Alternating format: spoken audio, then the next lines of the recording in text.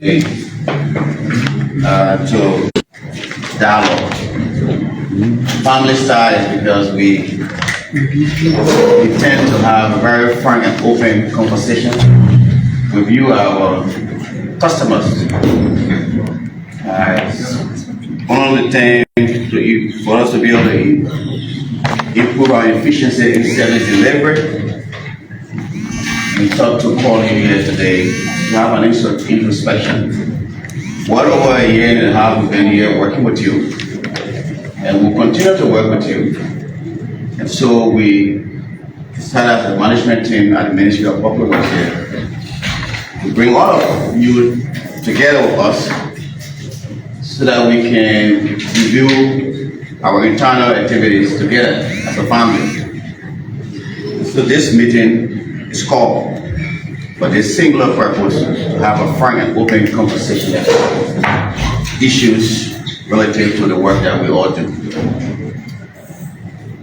And so we will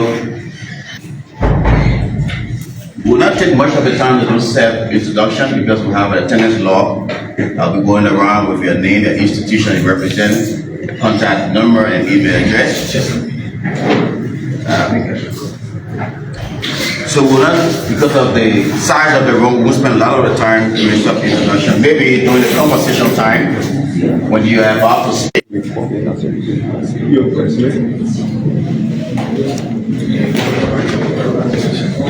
Are we ready? I guess so. All right, so there's a change in the plan. You know, I have the master agenda, so I will change it as per the authority given me as a master.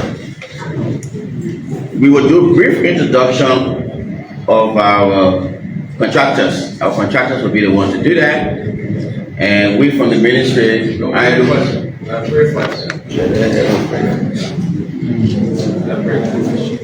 So we will observe a moment of spiritual connection. All right. So we give a few seconds for us to communicate with our deity, and then we'll proceed.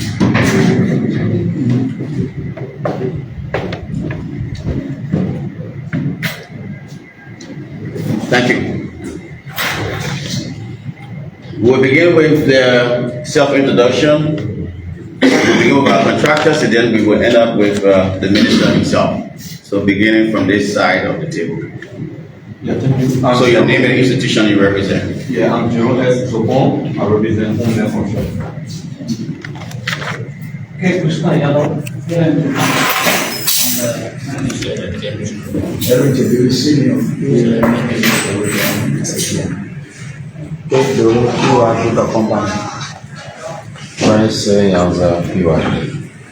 Still something.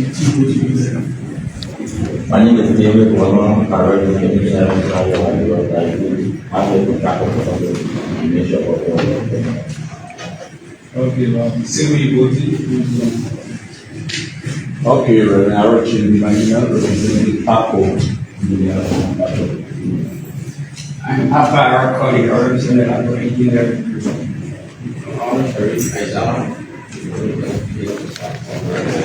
Brent Sua represent Atlanta Engineering Construction Company.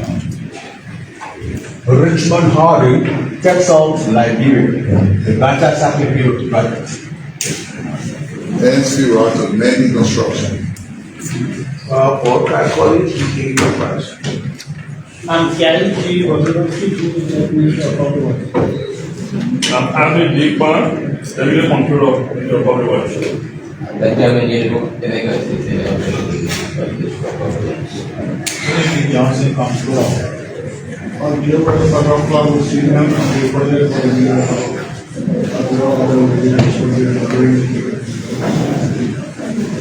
I'm Excellency, Assistant Minister for Operations. And the other is just the Minister of Construction.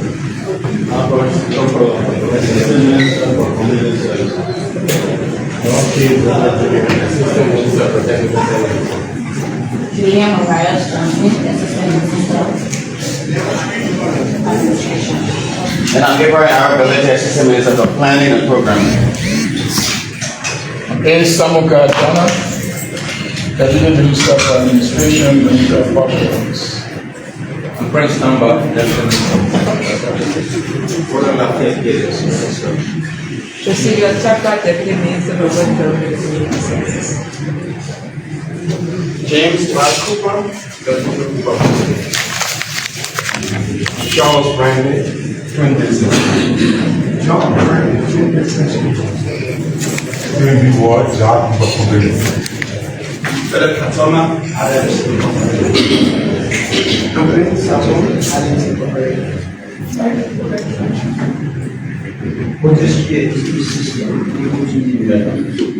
Richard Baramati,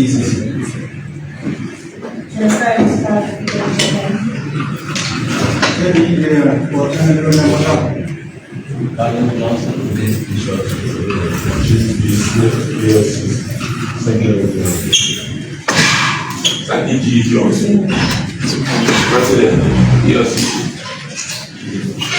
Patrick Brown, Team Technical International. John Allen, incidentally Group of Holding.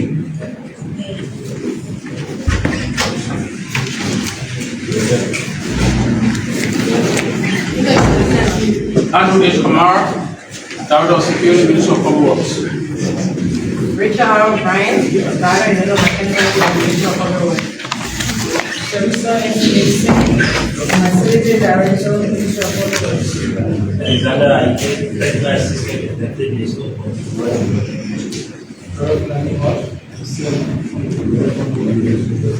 Final O. Young, Director of Communities.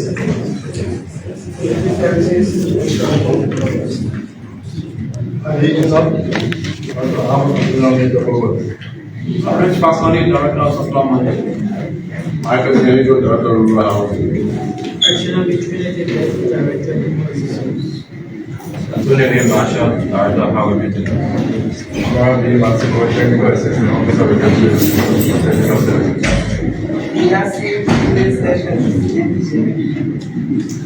And I'm Benjamin Myers, Director of Communication.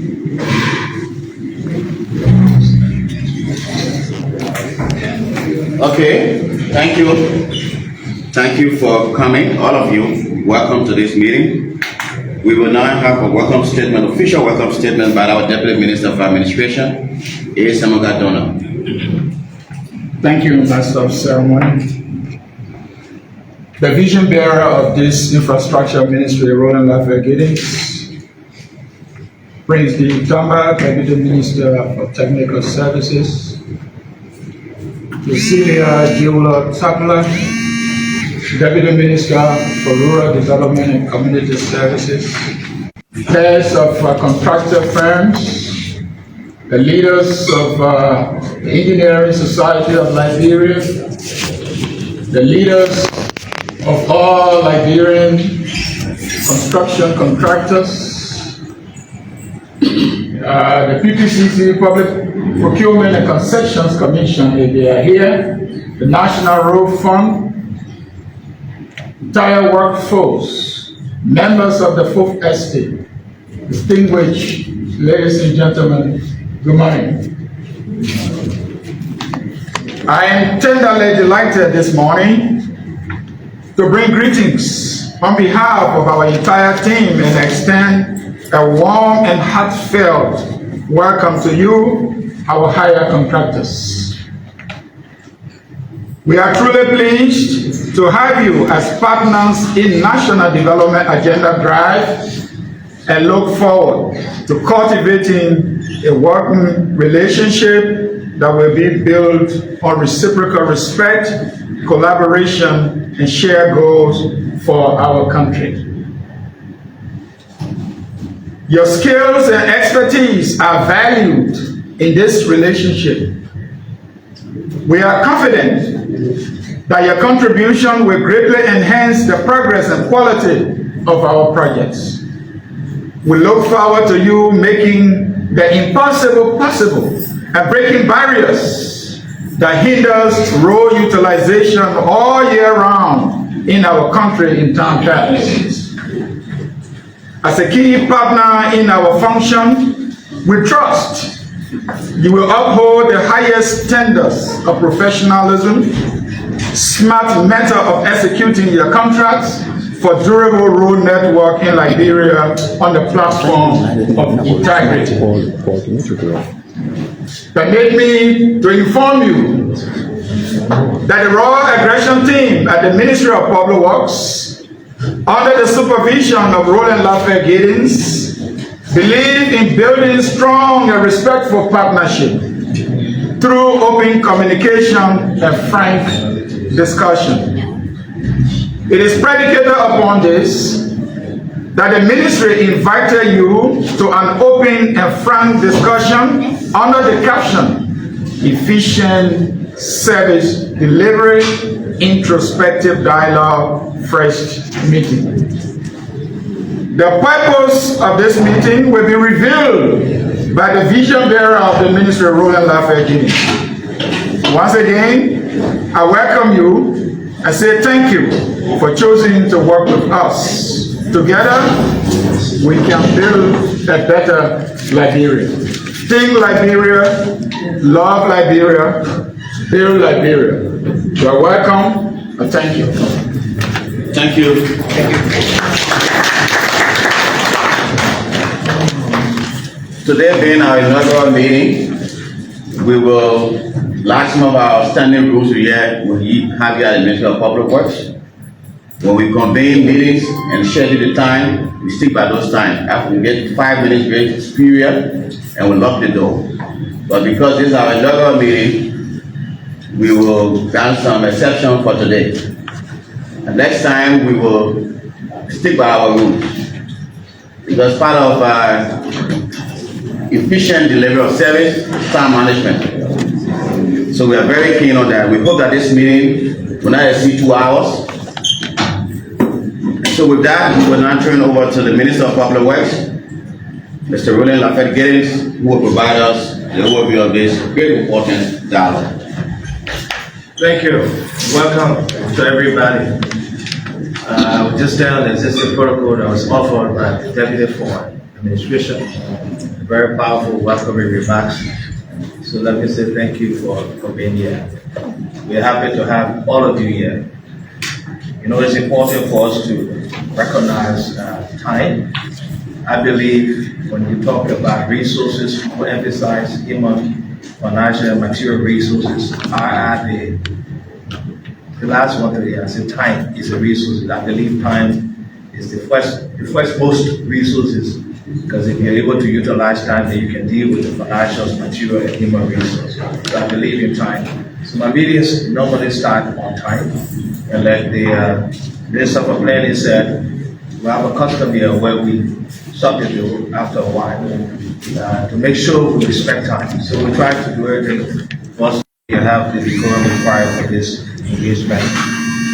But we happen to be here today. The intent of this interaction, and let me say this is formal. I want us to be very frank with the discussions that we'll be holding today. The intent is for us to share our views on issues.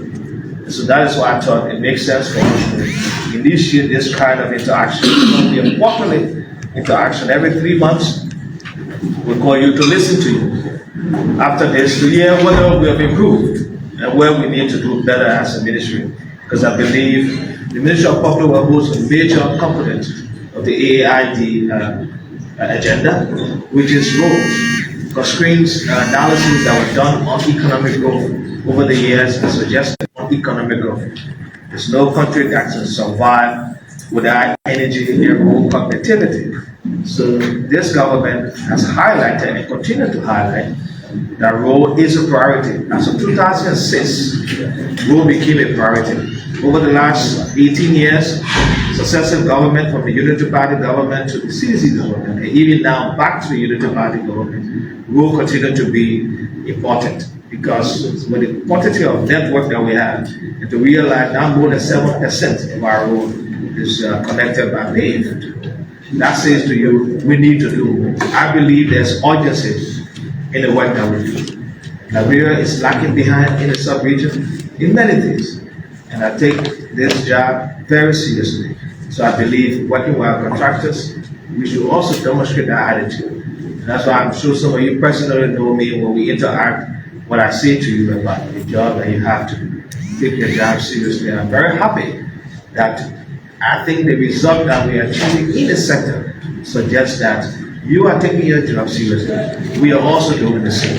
And that is why people speak a lot about the work that we do at the Ministry of Public Works. So this meeting today is intended to allow you to freely express yourself. We don't want name callings. You can do something if you think you want to do something. I don't think it's necessary. Let's just stick to some of the issues that you're faced with. Some of the difficulties that you encounter in our system.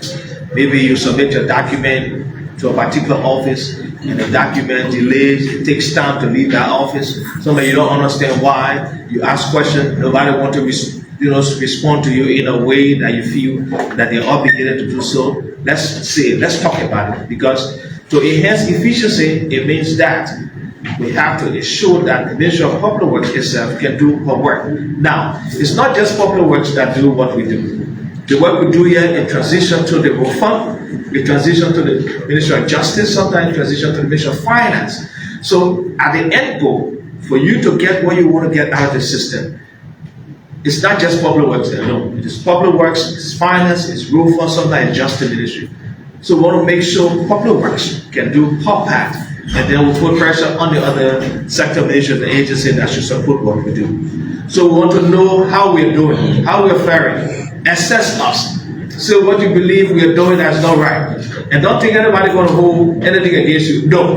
It's a very open discussion. Even if I, as the Minister of Public Works, you think I'm not doing something that I should do, and you encounter that with me, say it. Don't be afraid. Nobody will hold you responsible for anything you say. It's an open discussion, and I want us to do that. Because if we do that, then all of us on the other side, we at the Ministry of Public Works, the authority, you at the Contractors on the other side, you know that you have a responsibility. We can checkmate each other and make sure we deliver the service that we should deliver. Last thing I will say, you who are Liberia contractors, there's two things you're doing. You're doing business, and you're also providing service for your country. You're also serving your country. We may say we are serving our country, yes we are, because we are public officials. You're business people, but you're also providing service to your country. So you're doing business to make money, but you're providing service. So that's two things you're doing. You have a national responsibility also, and then you're doing business. So you have to balance the two, blend the two to provide the service that you provide. You build a road today, you pay for it. But when you look back as a contractor, you say that road was constructed by my company. You feel good about yourself. And that's why I always say to Liberian companies, especially, you have more responsibility than even the foreign companies. The foreign companies, they're not obligated to us.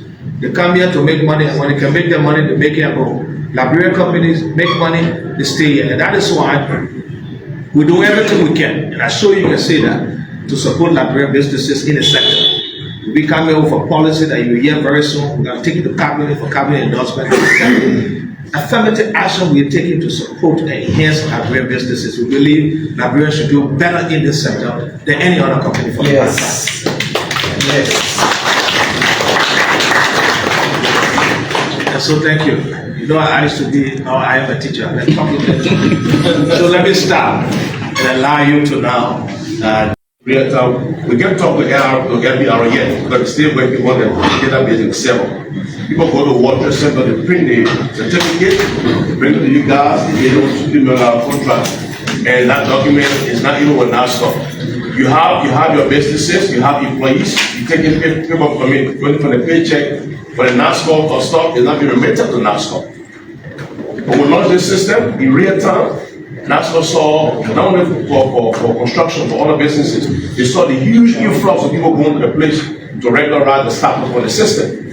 And guess what happened? NASCO said, oh, this situation is great for us. We'll pay for internet for 2 years for Starlink. So in terms of internet, we have that called Starlink working efficiently and effectively for us at PBCC. You log there, you see everything working fine. So NASCO pay for that because they saw bringing traffic. So we'll be able now to verify people bringing fraudulent documents to government to get government contract. It's a serious matter. Not that inform the office of the president, it's a serious matter. So what we're doing now is in real time we talk with the NASCO, we see all the deficiencies, we see all the fraudulent stuff happening. In real time. It wasn't happening before. The minute of the starting, the people coming to you guys, pay your government contract, give you the submitters. So nobody will verify the document. You get accepted because somebody print that for you guys. But now in real time, we are talking the national system in real time. So in terms of education system, we have a whole training department. They say we have training them twice a week.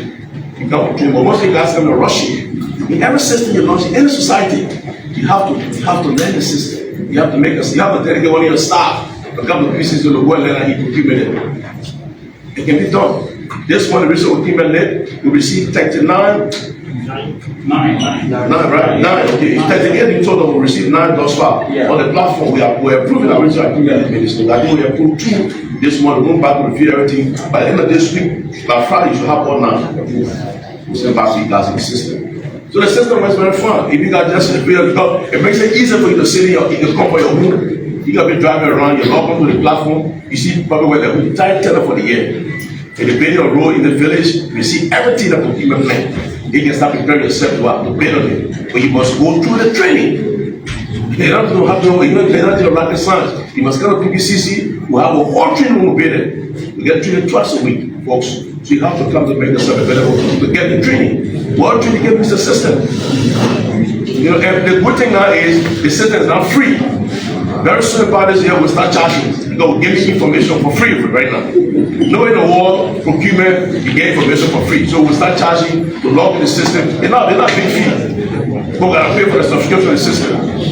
So I'm happy for this engagement so we can give you guys the bonus. So it's important that you come to people for the training. It's very important. All the training, all the procurement thing you're addressing here on your turnaround time or the no objection letter, everything will be uploaded in the system. This one will upload the one that we approve, no objection letters in the system. So you can go in there and see who won the bid. Just be able to use how you pass a couple training. That's very important. Go ahead. I think that's the major point where, as it relates to the system is efficient. All you need is to be trained properly, how to find a bid, how to submit a bid. All those have helped I realize that it is capacity gap. Many of them do not know how to submit a bid, and it's time bomb. So once the time expires, obviously many people try to submit on the deadline of submission. Some of the bids are up 1 month before time, and you see people only on the deadline. People are now rushing. We are in a country, there could be internet problem, there could be different challenges that you face, but many people submit only on the deadline. Some of them, when they're about to submit, they realize that the tax payment has just expired, they realize that the NASCOP certificate has just expired, you will not be able to submit. So we just need to be proactive, we need to be trained, we need to be able to submit on time. You see the bid up, you prepare yourself, and a week or so. Many people are afraid that if they submit on time, somebody is going to see the bid and change it. The system encrypts the bid. Nobody in the system, not even myself, nobody in the system is able to see those bids. Nobody even know who has submitted. You only know the number of submission, but you cannot even know anybody who has submitted until the opening time. And 2 persons have to do the opening. 2 persons will be in different locations. 1 person does the opening, the other person has to confirm. If that person realizes that you didn't choose all of the bids for opening, that person will reject and ask you to reopen. So the system is transparent, it's efficient. We just need to be proactive, we need to be trained how to use the system, and it's going to be easy for all of us. Thank you. Thank you. So there's a serious one that I want to serving in the capacity of Deputy Minister, also former Procurement Director, Minister of Public Works. One of the challenges in navigating between LRA and that of the PPCC or NASCOP. If you go to LRA, you register your company, John Williams. Don't come to NASCOP and say John F. Williams. You go in the system, you will not go in. So you have to be consistent. If you say John Williams and LRA, it should be John Williams throughout. But once you can't, even if there's a comma, John Williams Senior comma, you have to put a comma there. If that comma is not there, you come to NASCOP and then you just say John Williams Senior. The comma is not there. You will not enter the system. So you have to be consistent. Thank you. Okay, but instead of going ahead with additional questions, I know there will be people who have other things to do. Let's address what was highlighted, some of the concerns. Okay? Thank you for the address. So I know that we have some conversation about the system, and I know you know too that the system they have some issues that we need to address. But there is some issue with the system because even with the evaluation process, okay, with the evaluation process there were issues that you have to come and help us to address. So I hope we use this period to give feedback to the developers so that the system is updated, especially for some of the agencies that public works. The works we do may be different from other sector management agencies. So it has to be customized in a way that it fits the work that we do. So I'm sure that was considered in our engagement that you're going to look at that because the evaluation process is very delayed. I will address one issue that was raised by the ALCC on that issue about I think it's about the tendering process. Of course, with this particular online process, almost possible for you to observe anything because everything is done. But they can come to us, the LC can come to us, they can get a view, right? View rights. Yeah, sure. So you can do that. So very good. So that's with all our system, you can come to PBC. So a follow-up question. Second Johnson, President of ALCC, or the BBC is saying that in order to utilize the procurement system, you have to go through training. Why is the contractors who are in the legal company? Well, how do they get training? Do they have to come from nowhere to get the training? Or are you making arrangements to have the training in the central process? We are probably having negotiations. Okay. Let's have one meeting. We are probably having a discussion with one bank. You have to source, you have to go and see the process, you see. Yes.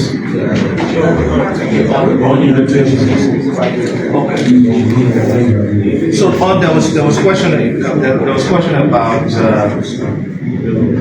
signature signing contract in the procurement process. Of course, we had a conversation with the Ministry of Finance also. Finance was here with us.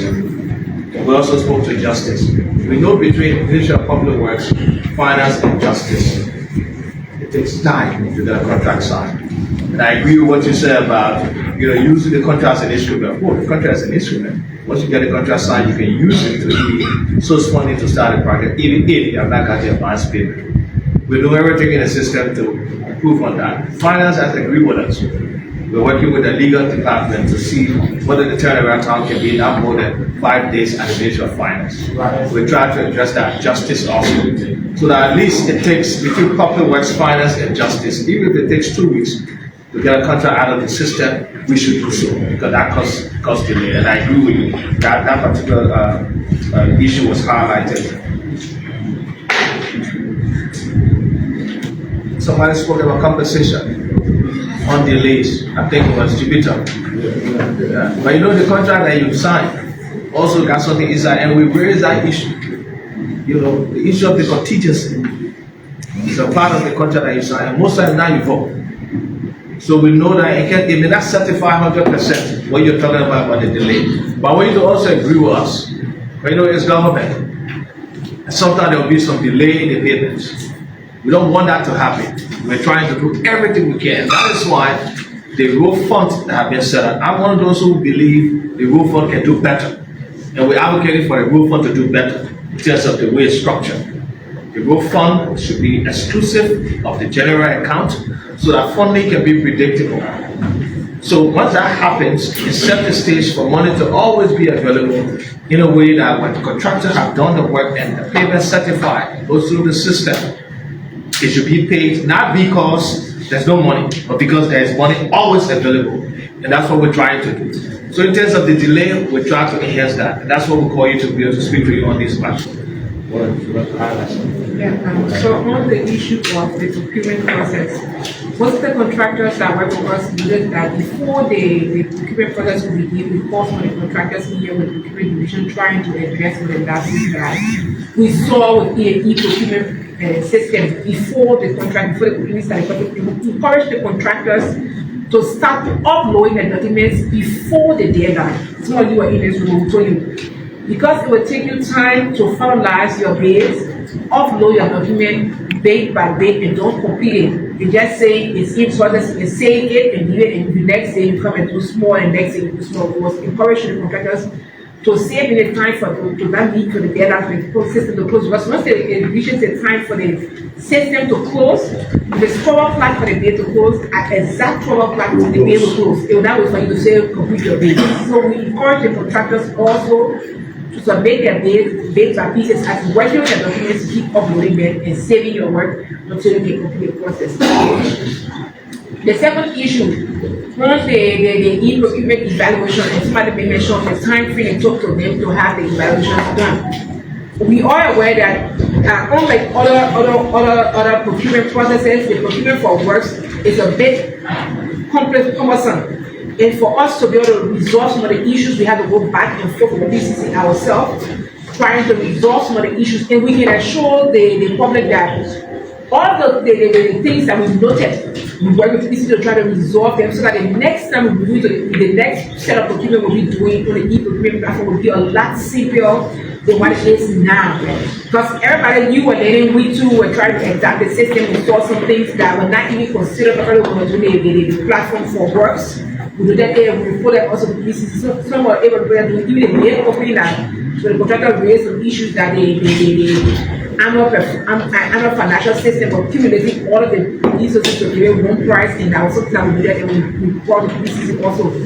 But as we gradually go forth and work together to resolve all of the issues that we're noting, it's important to just highlight the progress that we have made along the line and the things that we see that we can work on to improve ourselves. While it's also that it's with us, it's also with you too, to know that if you are working on the system, work before time.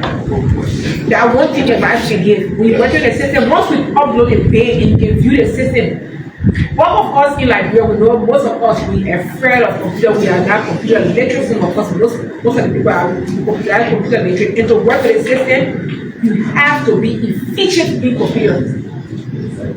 That's the system they have made. So you have to be efficient, and you can't be the person, you know the company.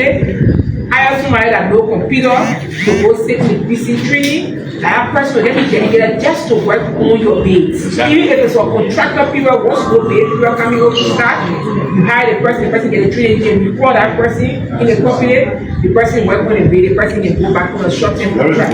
But that is important for your own self, and I probably would recommend. So this, and there was one, we'll take just two more, so we can move to the next, let's get it for, with you be the last person. There comes, then we go to you, and we'll talk about my attention was drawn to something tricky that we're missing here, the tax clearance. So this bid is supposed to expire July 10. I'm just giving an example. My tax clearance is supposed to expire July 9, and at LRA, you will not wait for new tax clearance until your tax clearance gets expired. Even if you go on July 8, they will not do it until your tax clearance gets expired. So two things happen. I either submitted my documentation, and by the time the bid expires on July 10, my tax clearance has expired. So if PBCC is opening that bid, technically, I put expired document there. I'm not eligible. They will not work. The second thing, on July 9, my tax clearance expired. The turnaround period at LRA is now 1 day. And the deadline for the bid is July 10. I can also bid. How do we address the issue? The next one has to do with training manual. While it is true that we always busy and you got a training room, but we appreciate if you can do a simplified training manual level when you go to school to learn computer. Because if you give us a training manual, most of us, we are educated through computer. We can sit there and we have a challenge. Or if we have something we don't understand, we can just jot down a few points and come to you or any other guy that will take us like 10 minutes. And you'll be able to address the issue and we'll go our way. Instead of sitting a whole day in your training, we can read, we can understand. So when you please look at the issues for us. Thank you. So let's jump to sir. On the training manual, TrueLiberia lab and project manager. Good morning, everyone. My name is Ezekiel. I'm project manager for the Liberia Engineering System. As regards the training manual, for those of us who have attended the training, during the course of the training, I'm sure the facilitator showed you where to download the training manual from. If you access the portal, just by your left-hand side where you have the information area, the second drop-down there says user manual. You can download the manual from there. We also took some steps beyond that to develop videos that can guide you on how to register on the portal and on how to submit your bid. Some persons express difficulty in uploading their bids. I will admonish you to take your time to go through the homepage of the EGP system. There are short videos there that you can watch to improve your one here. Yeah, over time you can watch those videos, and I'm certain that if you practice it with the demo environment, I know most of us, some of us have been privileged to attend our trainings. We train with the demo environment, a replica of the live environment. So whatever you learn from those videos, you can put it into practice using the demo environment. And when it is time to submit your bid on the live environment, with those knowledge and experiences that you've gathered, you can seamlessly submit your bid. So it's to say that there is a bidding, there's a user manual on the system, and there are short clips to guide you as a bidder and as a contractor to use the system. As regards the tax clearance time, I think my colleague Herbert or Lassie will speak to that. The tax clearance expiration before the deadline for submission. I'm sure that was your first question, isn't it? Yeah. So as regards that, the procurement director, Bobby, on that, during the course of evaluation, there were scenarios like that, isn't it? Okay, you can speak to that. Okay, so basically, for those of you who don't know me, I'm the director for procurement modeling. We address the tax clearance issue. The system is not friendly. You are about to submit a bid like tomorrow. The tax clearance will be expiring tomorrow, right? So, like other speakers have said, start the process like today or even yesterday. Get the process ongoing. As of the deadline, which is maybe this evening, you can upload the document. We'll consider it as valid as you submit it. Then there is a provision for clarification. If the evaluators get in the system and notice that the time has expired and your tax clearance has expired, we'll ask you for clarification. In as much as we have provided this certificate, but we notice that it expired this time, can you get us a new tax clearance? That room is created for you. Just wanted to add to M4, our Deputy Minister, some of the delays. I want you to take the system as your regular emails. There are two alikes. One comes to your email, and also another one is on the platform itself.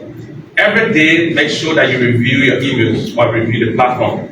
If we have a project, for example, we want to do the Johnson Street Road, we got 10 contractors that bid. When they go through the evaluation, there's an alert that is sent to you for you to confirm the evaluation scope and for us to move forward. But many a times, I have to call all the contractors one by one every day. Can you get to the system and approve our evaluation score sheet before we move forward? And if about 5 of the contractors of the 10 approve, and the other 5 have not approved, we cannot move forward. The whole is process hostage. So please consider that as a regular email that you have to check every day. Every day to check it. And finally, try to get professionals who are into this process. There are many persons who have gone through procurement training. At least 6 months from your profit from your various companies, employ those people for them to help you work on the procurement system. They are already informed about the procurement processes, but just to equip them as to how to upload your document or use the system. Thank you so much. Thank you. We are hoping for help. Thank you. We have to close up procurement, but let me just say this last thing. I think all of the discussions, one thing that came up is that we have to get trained to use the system. Now, it may not be you. You got people in your office. Or you want one man coming in the village. Yeah, you pass it around by yourself. And you come for the training. Okay? When you got people working, and again, they got a lot of young people coming out of universities. You got some of you making some money. Give them opportunity. Train them. Let them go do the training for you. They will do your work. They will upload the thing on time. You don't have to here with that. I think that's what you should do. So the PPC is clear on that. There's room for training. There's a training manual. I know the system will just be introduced. We ourselves also have some issues. Okay? And I'm very sure next year, for the procurement process, it will be better. But please, take advantage of the training. Because we want to see you to happen next year again. We beg you, take advantage of the training. There's training opportunities. PPC can do so. They have given the training model. You ask for it, you can get it. Like Bobby said, yes. I mean, NRA would not be able to give you tax level, in a day's time. It's not possible. However, we should be once you log in and the tax level is valid when you log in or when you submit it. We can't say, when the time of evaluation that means your tax gets expired. No, it's just to say bring an updated one. But when you submit it was valid. So that means it was valid. Because nobody can get a document out of any ministry agency in 1 day's time. Not possible. Okay? But thank you. I'm very sure the first session was very interactive. We pulled out some stuff out of it. So let's move to the next one. Ryan. All right, so thank you. The next one is contracts. There are some issues that came up on the contracts. So let's talk about the contracts. The mode of our contract, the structure, and whether it affects your delivery. And perhaps, I know we talked about the time, the minister responded to that issue of the time between the Minister of Public Works, Finance, and Justice. But so we're more basically concerned about the structures because some contractors have complained on the mode of payment in terms of the way we online our contract. And fortunately, our legal team is here so that they can be part of this discussion. So let's talk about contracts. Yeah. Extension, whether it's time, income, variation, all those things. The SSF. Okay. For the contract, from my side, I would say, except the portion I have to do the adjudicators. Because sometimes you as a contractor have the adjudicator. Okay. They can't add into the contract an adjudicator. You have issues, the ministry basic, you get nobody to go to, you just let them walk in the hall. So that's something I want us to look at. And the intent, like they say, the children of the merchant and the non-merchant. The theory of the merchant says that the merchant must act in good faith in an acceptable business manner. The non-merchant just get good faith. So I believe as a ministry, for the purpose of an acceptable business manner, they must not subtract the portion I have to do the adjudication. Because it guides the process for everybody. Then I have a concern also about the scope. It disregards to the way the scope is imposed. Because in the scope, if you look at it, you will ask you to do certain kind of work at a certain period. And every payment, especially in construction, example, they say if you install a cover, you reach 5%, we pay you, and then you can seal the joint. Sometimes you put in for the certificate of payment, the inspection is done, that period, we got to look at the time in between that. Because at a certain point, if you do not kill the joint, and that payment takes 3 months, some kind of trouble can be done right or damage it, and by the time they pay you, you got to go and redo that work. Sometimes will have cost. So we got to look at the inspection timing. Go to the inspection timing, because even if you pay the money, there are some activities that you cannot do, no matter how much money you have, you cannot do it certain times. So that contractor take a night by the next up, and they run around the city time. So we got to be mindful because at the end, it affects the government. So the government must be every the urgency of performance. That's my major concern. Thank you. Yes.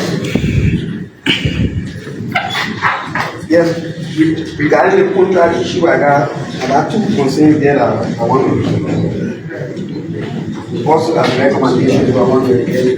Yes, sir. The first one is excuse me, PPCC leader, why you answer the question before this question? Please, thank you. The contractor scope approval. So you have one, maybe you have somebody, one person running their company. Online, they're not approving. Everybody have approved, but that one person has to approve their scope. If it doesn't happen, what do we do? I think wait a minute. Let it answer.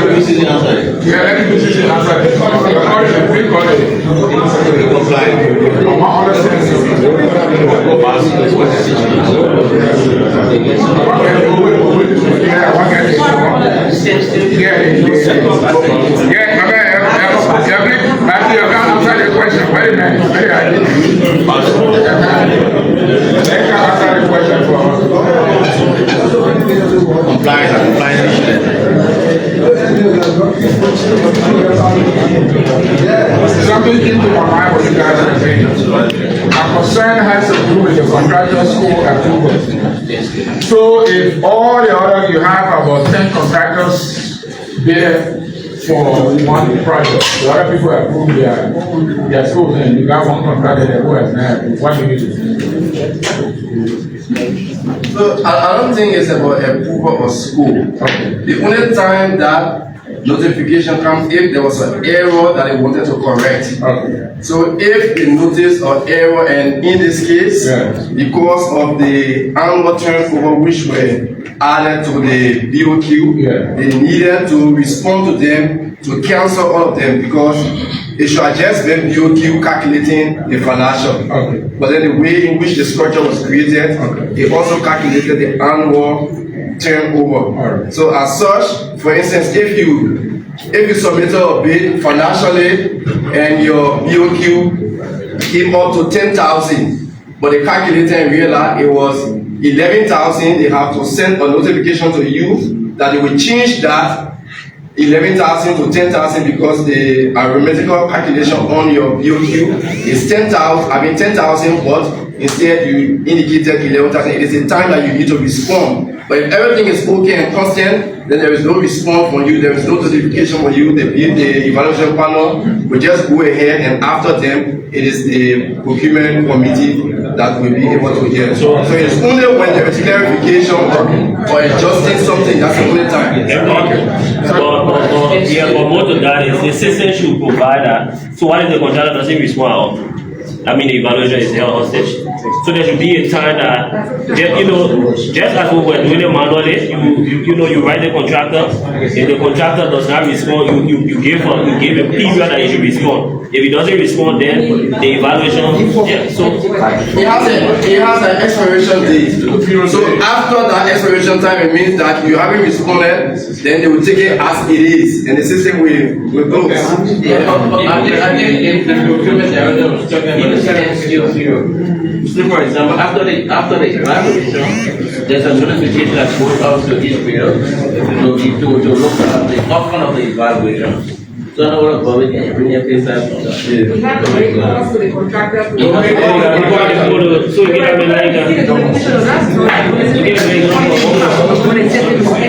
So for efficiency, many times I'll call the contractors and tell them to come and help them to, So but listen to this, this was the first time. This is not the system that we've been using continuously. So we're happy because it was the first time. The contractors will behave as they should. They know they need to respond. We'll work with them to respond. So it shouldn't be an issue.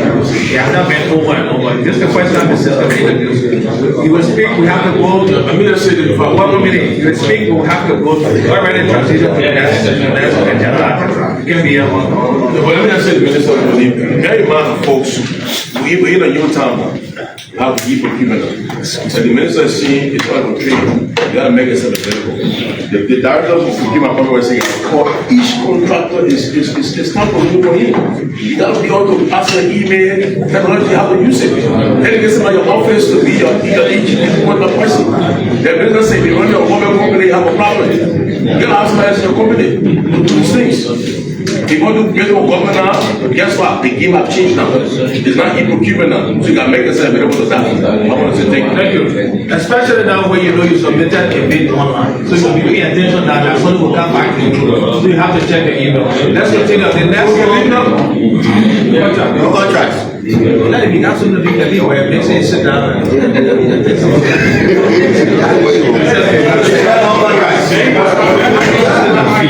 Yeah, so the contracts. We got one already. The next one.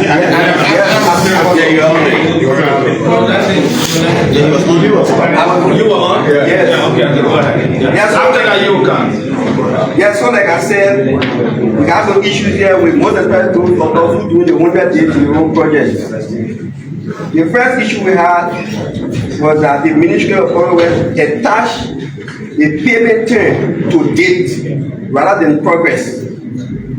And it's causing a serious problem because if you say that you will receive first payment or maybe second payment in December, and then you have completed the progress from, for instance, from February to March, so we have to wait until way December before we get the payment. So it causes another problem for us. It's a serious problem. So we need to address that. The next thing about the contract is that whenever there is a changes made in the contract, maybe in terms of term of payment, at least there should be an internal rating or maybe amendment rating so that we the contractor can have in our possession that just in case we have the experience with Ministry of Finance in recent times. When our payment left factory, all the process after 2 months when it reached to Ministry of Finance, they send our payment right back to Procurement because there was no documentation to prove as to whether there was changes made in the contract.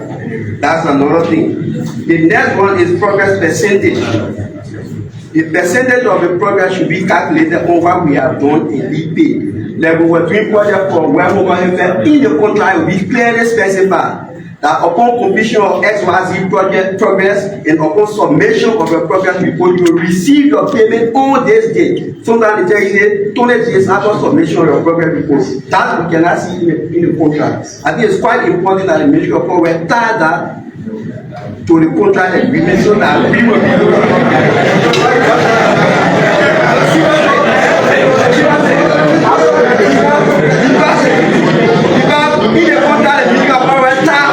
say within this day you should be able to complete as well. So the contract should also be on a balance note. That same to balance now that we should complete the contract on this date. We should also tell that upon submission of our report or our payment request, 15 days or 20 days after we should be extending payment. So with that we'll have an insight of where we will do next. Then yes, then the next one is bank guarantee. Let's take for instance, we got existing contract with Ministry of Foreign Affairs ongoing. We are already in the Ministry of Foreign Affairs system. We got payment that are paying in the Ministry of Foreign Affairs are not done. And we are fortunate again to be awarded another contract, maybe less than the value of what we have done already. Ministry of Foreign Affairs tie us to another bank guarantee, taking us maybe so now 4% from our payment again. I think we need to really address that. So that for instance, if you got ongoing contract with Ministry of Foreign Affairs, I don't think your next contract should be tied down to bank guarantee. Yes, because already, yes. Thank you. Okay, thank you.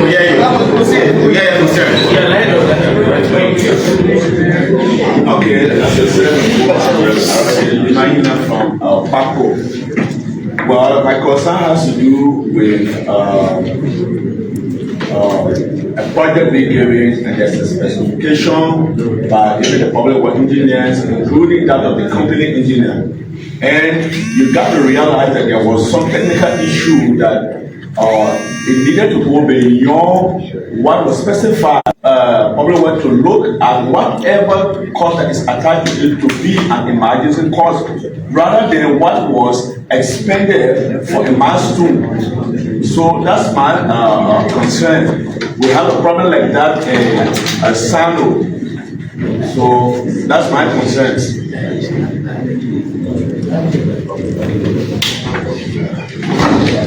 Yes. Thank you. So since we are on contract, I want to look at contract from a few perspectives. First, I want to look at contract from the market variation in terms of price.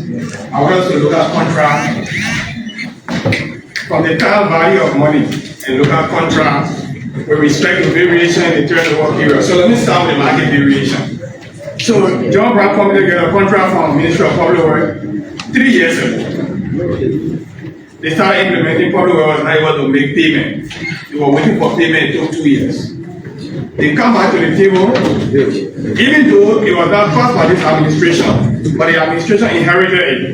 And we come to the table and we say, based on the time period we had this contract, it's been 3 years ago, and you delay, we did our work, we did a portion we should have done to get paid, we didn't get paid.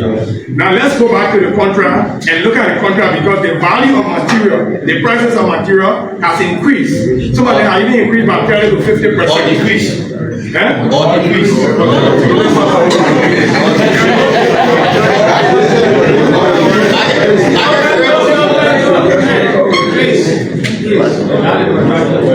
price of material has increased.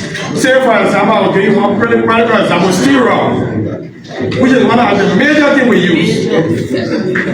The 25 millimeter steel or 20 millimeter steel 3 years ago was something around $30 to $40. Today it is $64. It has increased by almost 33%. Some of them have increased by 45%. And we come back to continue that work. There is no way for us to review that contract so that we live up to the present day value. When the contractor is being paid the portion that was outstanding 3 years, it has to go do a job that has doubled. It's a serious issue for us. We want you to please look at it. The second thing has to do with variation. So I got a contract 5 years ago. I was signed, and blessed for me, the responsible administration has come to power, and they made first payment to me after 4 years, almost 3 years. I go to them to do the work, and then there's a variation. And I come back and say, I'm supposed to do the work, you have been 10 feet. Now it is 18 feet. So the 8 feet, there's a new offer, a new price. Even though the ministry is looking at it, technically they know the reality, but sometimes they are worried about PPCC. Because some of the people at PPCC are not technical as compared to the Ministry of Public Works. So Public Works' own worry could be, when we submit an 8 feet price that is now more than the 10 feet, maybe PPCC will start to look at it from a different perspective. And I thank God that PPCC is here. Because I can have a price that I gave you 3 or 4 years ago for maybe 10 feet. Today, I got an additional 6 feet. And then we go back to the same 10 feet and devalue and multiply by 6 feet. It can't work. Because the prices of all commodity has gone up. And then it poses a serious challenge to us if we had to go that way for the sake of contract. We will either, one, start to do substandard jobs because we want to work in what we have, which is not good because this is our country, or we have to get to some point and get store and come back to the table and start appealing for additional funding, and sometimes it makes it difficult, or it makes it very challenging. I want the ministry and PPCC to please look at that aspect in terms of pricing. The third one has to do with flexibility. In as much as we are contractors, we are also flexible. Because when we come to the ministry, we get good audience, especially the doors are open to us. But some of the time, we want the ministry to also be flexible because conditions change every day. We woke up last year on June 28th, an area that was not flooded before, and never have experienced flood in the last 20 years, we saw flood all there. So that means site condition, especially for us who doing bridge, site condition will not be the same as compared to the time we sign a contract. And that becomes a serious issue for us.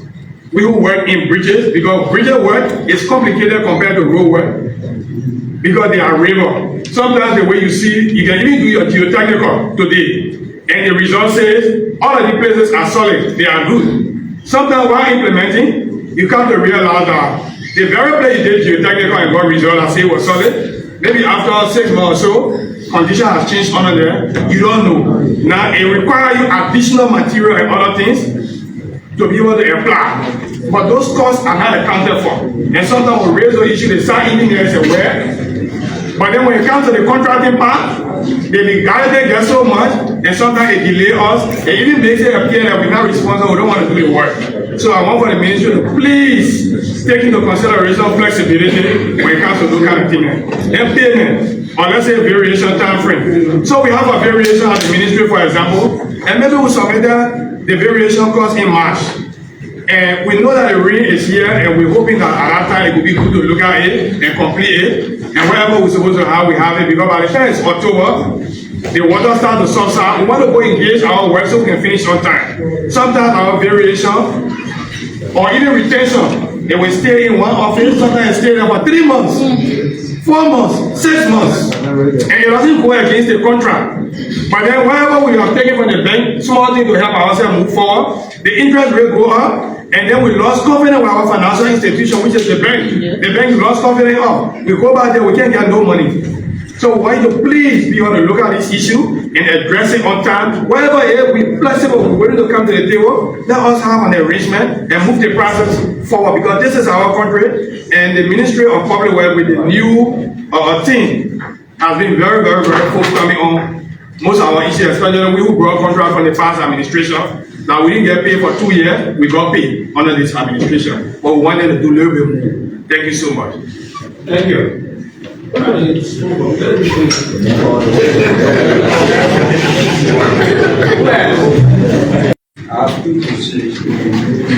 honorable. One has to do with the issue of design here when it comes to contract. One that be the administrator or the procurement, please set a team that will have a design, a uniform design that we will be working with. Or if you are not in a position now to do the design, even to the contractors, you can set a design for every that will be included in the bid document, and we will use it as a guide to carry on the design.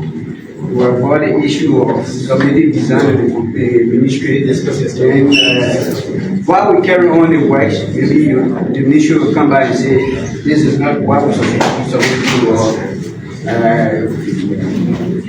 sorry, or this is not what we want you to do. Then you have to hold the work and go back to review. The time you hold the work for, will be when it is with the contractors. Two is the issue of the payment. Reform will give us. Wait, with the payment. So hold the payment. The last one. So thank you. We are asking that you please have a design that you will give us as contractors that we work with and use it to carry on the all our pricing. Thank you. Yeah. Thank you. Atlantic Engineering Construction Company. Now most of my stuff I want to talk about contract, but just one thing. The Honourable Minister, we the contractor, whenever we win a contract, we have to go and get a guarantee for the bank, especially when we do a advance payment guarantee, because it requires that, the law requires that we do that. What happens to a contractor if, because the banking institution is a financial institution where they make profit, that's what they do to make money. But now if we give you like a advance payment guarantee and you pay for it, now you are submitted to this upon and you're supposed to get that money so that they get what they're supposed to get. And at the end of the day, you will not get that payment from this upon so that they get theirs. And then in the event now we apply for new projects, you go back to them and say, no, we can't get you guarantee because the one we gave you are not paid for it. These are some of the conditions that I just want to raise up. Yeah, so we'll take after this one more to close on the. So on the issue of contracts, my mind is drawn to assessment. Many of time you review some of the bills keep and you realize that costing will reflect unrealistic presentation considering the location the project should be done. Sometimes some of the consultants, they sit right in Monrovia and they figure out what transportation will be. There are instances you are awarded a contract and you transported the material to point A. And so now to get it to the place you're supposed to apply the material, you have to cross the river. In most cases, you use Kino. And after the Kino deliver to where it's supposed to go, you have to build a carrier to carry the material to where you're supposed to apply. And in the event where the consultant did not do critical assessment, then it backfire to the the contracting company that's supposed to implement the work. So my appeal is when somebody assessment or the documents are done, it should actually reflect the reality that exists for the purpose of implementing the project. Thank you. One more. Yes, Diane. Yes. Around representing Paco. My concern has to do with on the contract issue with resident engineers. When Public Works awards contract to contractors to go and implement the rural counties, the work schedule is giving Public Works and the project engineers. If they go and cite the resident, they'll say, give me the work schedule. One activity that they come with the name. While, of course, we are submitting a report to the project engineer assigned by Public Works. So what will be the relationship between the contractor, the resident engineer, and the project engineer? Thank you. Okay, well, so we'll close on that. Of course, maybe after the concerns are addressed, there will be a few other questions we take. So the Deputy Minister for Technical Services will address those concerns. So allow me to stand because I'm short.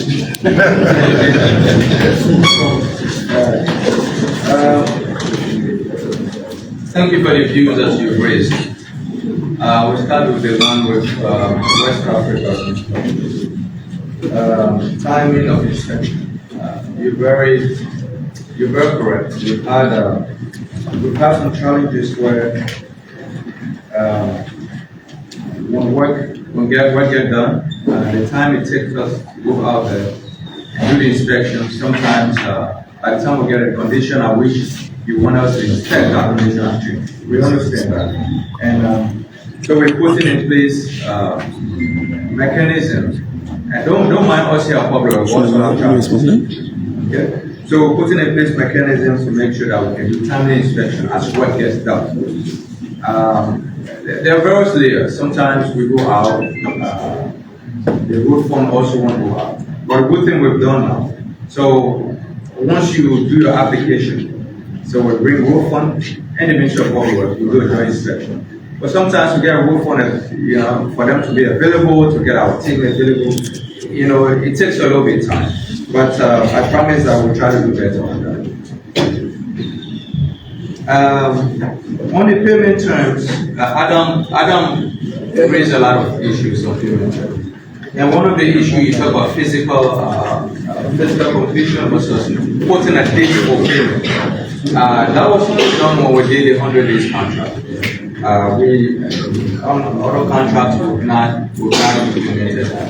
So your milestone is basically, so if you complete typical contract, 30% advance payment, okay? And then after 30%, we expect you to complete at least 50%, or sometimes we say 40%. I thought someone was going to raise this point that, okay, well, you give us 30%, but you want us to complete 50%. Where that other 20% will be. But let me address that. In this new administration, we'll try to be a little bit flexible, and that's where flexibility comes in. That it is not fair for the contractor, and then you give them 30% advance payment, and the advance payment most of the time, 30% of that money goes into general items. They don't go into the work itself. Yes. So we realize that, look, if we continue to institute that you get a person 30% and you expect them to finish 50% of the work, they're not going to be able to achieve it. So now we're matching our deliverables, our milestones. So if we give you 30%, we expect you to finish at least 35-40%.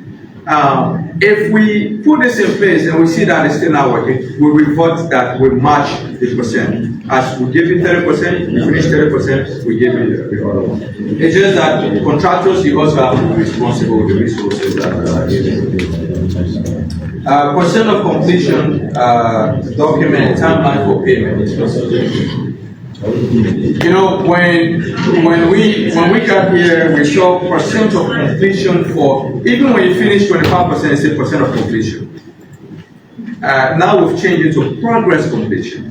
So if you're giving 30% advance and then you finish 40%, we'll give you a progress completion of 10% payment. So we're no longer going to say percent of completion because we've seen that people will take that percent of completion, even though the work itself is not completed, they will take it and submit that for bidding processes. So now we don't put percent of completion, we put progress completion. Now the contract is not finished. But of course, you mentioned mentioned some issues of bank guarantee and want to talk about interest on delay payment. As far as I know, we're not paying interest on delay payment. But if we want to go into that, I would put all these things in the contract that once I finish, as soon as I finish, I should get paid for that milestone that I'm done with. That's what we're doing. But sometimes it doesn't allow this. It leaves from public work, it goes to a road fund, or sometimes then it leaves from road fund, it goes to finance. So to put that particular date, if we want to be so proud of the contract, we can also put other items, liquidated damage. That the time you finish, you also start deducting for you 2%, and I think you now want that. Okay? So certain things are better. You just leave it the way it is. But we're going to do better in terms of timeline for payment. The minister already spoke about it. About the reform we're going to do it that is now in the works with the road funds, where the payments will be mostly predictable. So we look forward to that good time. And in the interim, we ask that you bear with us on that. And in the very right, bank guarantee. Every project is different. So if you just because you got 3 projects that need support right there, so you sign the first project, so we use our same guarantee for the other 2 projects, we can do that. Because if we have to draw down on, if just say in case you default on our project, we have to use our instrument to be able to recruit our money from the bank. So for every project, we spell out what the guarantee percent should be. So please, I know at certain points during the 100 days there's some flexibility around, especially for contractors that were owned by the ministry. Okay? So there was that flexibility, but it's not something that we're going to do. The specification. I'm sure the gentleman from that doing the Sanoco Bridge. For specification, well, the contract have contingency, and the contingency are for unforeseen circumstances for the contract. So, like the bridge you're doing now, we go on the side and we see that now we have to change the alignment from downstream to upstream, and then if we go upstream, the length of the bridge will change. We'll look at the variance. Okay? And we treat that variance. We look at the contingency. If that variance is within the contingency that we can manage, then it's just a process of approving administrative public. If that variance is so large, like what we're doing at the Procurement Bridge, okay, then we have to trigger an addendum. So that's the normal thing. That's the normal construction thing. So the contingency is there to treat these variances that are most of the time unforeseen, that were not part of the contract. And then we go on the site, now situation have changed, and then we treat it as a variance as such.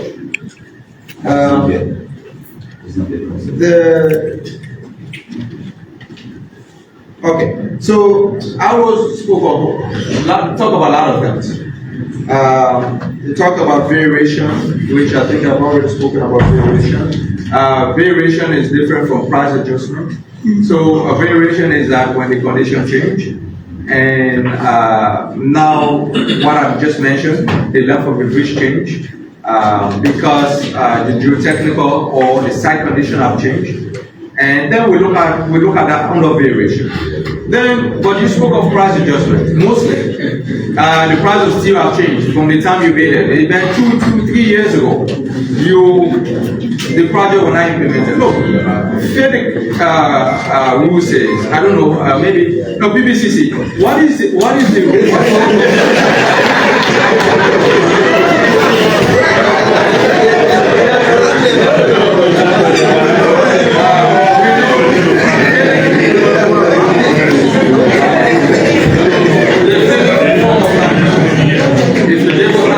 after 18 months, that contract benefits from price adjustment.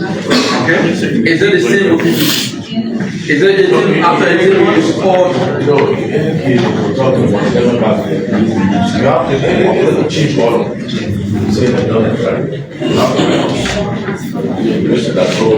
You have if there's a difference in the scope of work, the change you have to write the DCC.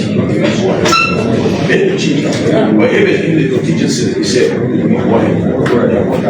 but it's in the major change the whole contract. They don't know.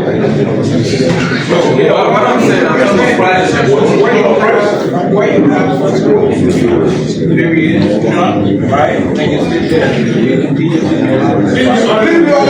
where you have scope induced variation, right? The contingency can provide for that, or the Ministry of Public Works will have to request us for extension in scope. So that's the two steps that the ministry normally take.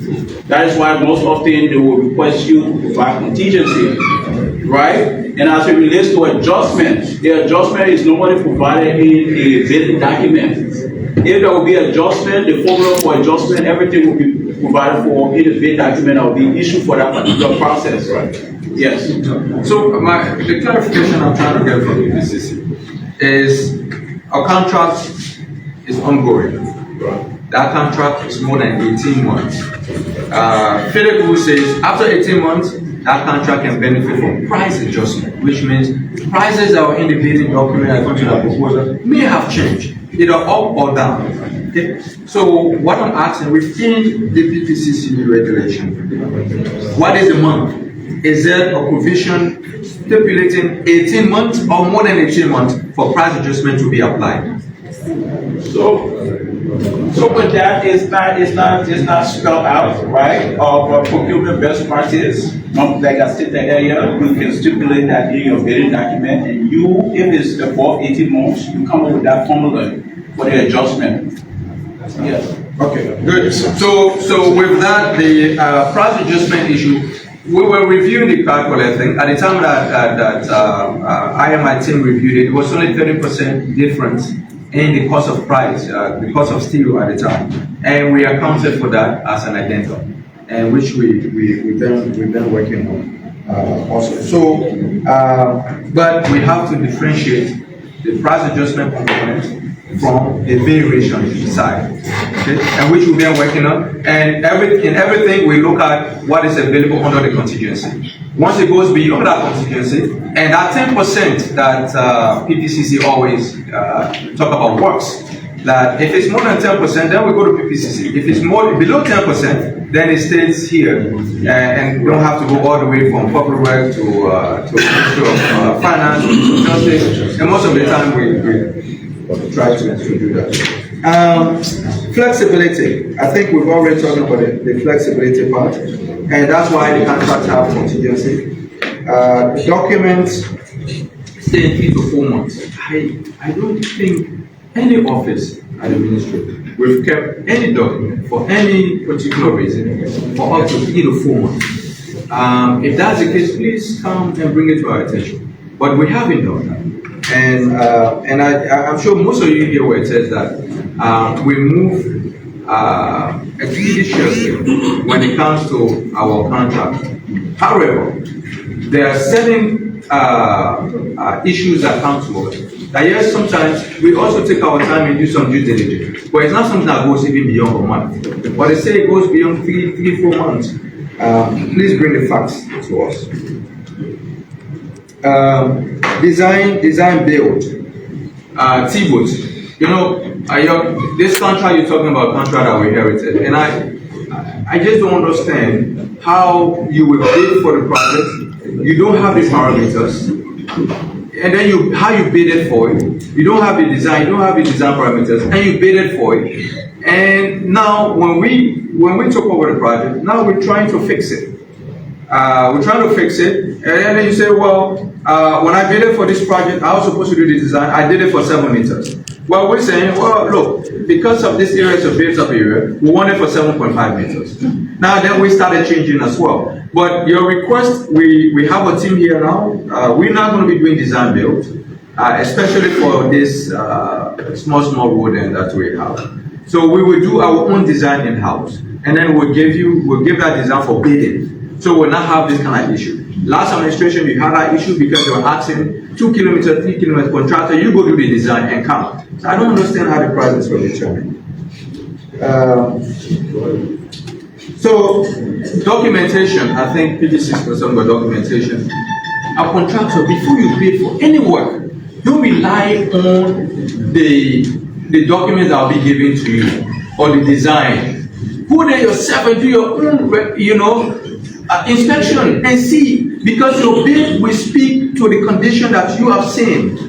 You know, all bid document will not be perfect. That's why when you're bidding, there's a time where you also provide request for clarification, right? There's that time that you get clarification, say, look, what is in the document, what I've seen is quite different from what in the document, and you raise that point, and if it's a valid point, that clarification is issued to all of the contractors that are bidding for that project. So do not rely on the document only that is provided to you. Go and get your own information on the site. Visit the site, see it, and provide your bid based on that. If you have an issue, write a communication, say, look, things are different. Look, sometimes when these designs are prepared, sometimes it takes 6 months or a year or 2 years before it goes to tender. So there will be changes. So when you go there as a contractor, do your own due diligence and come up with those differences, come up with those changes, and indicate it to us. Then we are also human beings. We'll make mistakes in certain places. Bring it to us, say, look, we think this one is not correct, this one is not correct. I know some contractors, they will take advantage of that, and doing implementation, they come and create a huge issue out of it and try to get more money out of it. I know how these things work. They will go for small cost to it or high cost to it, and the quantity remains small, they put high cost to it. By the time you increase that quantity now, you're in trouble. So we know about these things. I think the last point here is the relationship between the RE, the project engineer, and the contractor. The resident engineers are there as the eye of the ministry. They are there also as an employee of the ministry. We also send, this situation is usually happening with donor funded projects. The donor funded project have a project engineer. The ministry, of course, the donor funded project are also the Ministry of Public Works. We also have our resident engineer. Our resident engineer is there representing the Minister of Public Works in that county. All due respect and courtesy are expected to be accorded to that resident engineer. Please, all due respect and courtesy are expected to be accorded to that project resident engineer. The project engineer is also from the Ministry of Public Works. So, if you're working in River G, okay, the first point of contact is the resident engineer of River G. The project engineer will support the resident engineer on that project. Okay, and both of them work with the contractor. Okay, so unless I need to, I don't know what else I need to say on this, but please let's give them the effort, both of them in respect. But the resident engineer, most of the time we're saying people will consider the project engineer higher than the resident engineer. I don't know for what reason, because the other person got from over going there and the other person stationed in the county. No, the resident engineer represents the Minister of Public Works in that county. So please, if you have an issue, you deal with the resident engineer. Okay? Because the project engineer comes once in a while. They come and go. They come and visit the project and go. So the resident engineer is the person that you work with on a daily basis there on your project. So if there's any specific issue, please come to the office and talk to us so we can clarify the relationship issue. But as far as we know, you work with both of them and accord respect to the resident engineer, because it's representing the Minister of Public Works. I think I've addressed a lot of them. My colleagues are also here. If I miss anything, please feel free to Thank you. I think the Deputy Minister did exactly what we thought he would do to address the issue. I just want to say quickly on the issue of price adjustment, let it be blunt for all of us. The government in that position to do it. Okay? Let me be fair with you. Something that we can do. It's simple. Government got money to do that. Because there's so many reasons for price adjustment, right? If we discuss it. People will not even have the budget set